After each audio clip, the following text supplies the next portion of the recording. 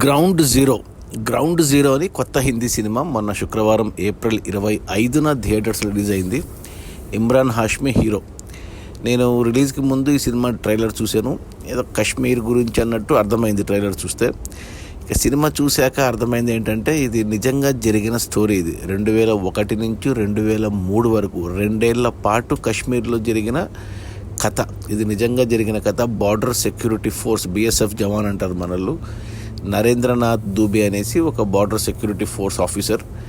అతని 2 ఏళ్ల ప్రయాణం కశ్మీర్లో. అంటే ఇప్పుడంటే కశ్మీర్ ప్రశాంతంగా ఉంది, కానీ అంటే మొన్న పహల్గామ్ అటాక్ జరిగింది. బట్ గత 10-15 ఏళ్ళుగా కొద్దిగా పరిస్థితులు మారాయి కశ్మీర్లో. బట్ 25 ఏళ్ల క్రితము అక్కడ మన జవాన్లు కానీ మన వాళ్ళు ఎవరు వెళ్ళినా అక్కడ లోకల్స్ మొత్తం మన జవాన్ల మీద రాళ్ళు విసిరేవాళ్ళు. సో ఇవన్నీ చూపించారు సినిమాలో. అండ్ స్టార్టింగ్ సీన్లోనే మనకు అంటే అప్పుడు జవాన్లని అక్కడ లోకల్స్ పిస్టల్ గ్యాంగ్ అని ఒక గ్యాంగ్ ఉండేది. వాళ్ళు కాల్చేసేవాళ్ళు జవాన్లు కనబడితే. అలా స్టార్ట్ చేసి మేజర్గా 2001లో మనకు పార్లమెంట్ మీద ఉగ్రదాడి జరిగింది. సో ఆ దాడి సూత్రధారి గాజీ బాబా అనేసి కాశ్మీరీ టెర్రరిస్టు. అతన్ని పట్టుకోవడమే సినిమా.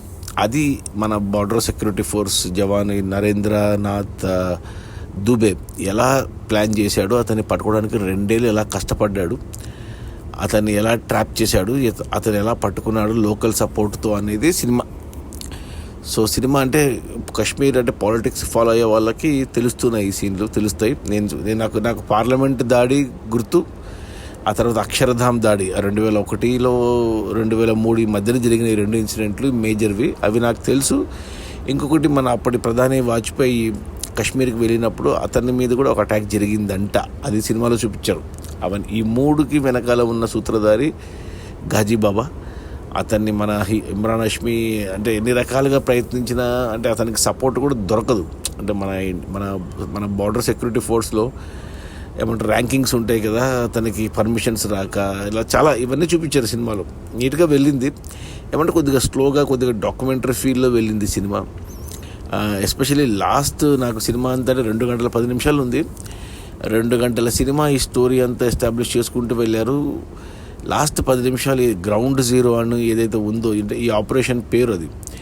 అతని గ్రౌండ్ జీరో అంటే మనకు తెలుసు, అంటే అమెరికాలో ఉగ్రదాడి జరిగినాక సెప్టెంబర్ 11 ఆ ట్విన్ టవర్స్ కూల్ చేసిన ప్రాంతాన్ని గ్రౌండ్ జీరో అంటారు. సో ఈ సినిమాలో ఈ క్లైమాక్స్లో మన గాజీ బాబాని పట్టుకునే ఇల్లుని గ్రౌండ్ జీరో అని పేరు పెట్టి అలా ఆపరేషన్ చేశారు. అది అతను ఒక్కడే చేశాడు. అది ఇక్కడ చెప్పుకోవాల్సింది ఏంటంటే పర్మిషన్ ఉండదు అతనికి. అతను చేసి అతను సాధించాడు. అతనికి అంటే సినిమా అంతా అయిపోయాక అతని రియల్ ఫోటో వేసి అతనికి కీర్తి చక్ర అని 2వ అత్యున్నత పురస్కారము మిలిటరీలో ఆ పురస్కారం వచ్చింది. సో ఇవన్నీ బాగా అనిపించింది నాకు.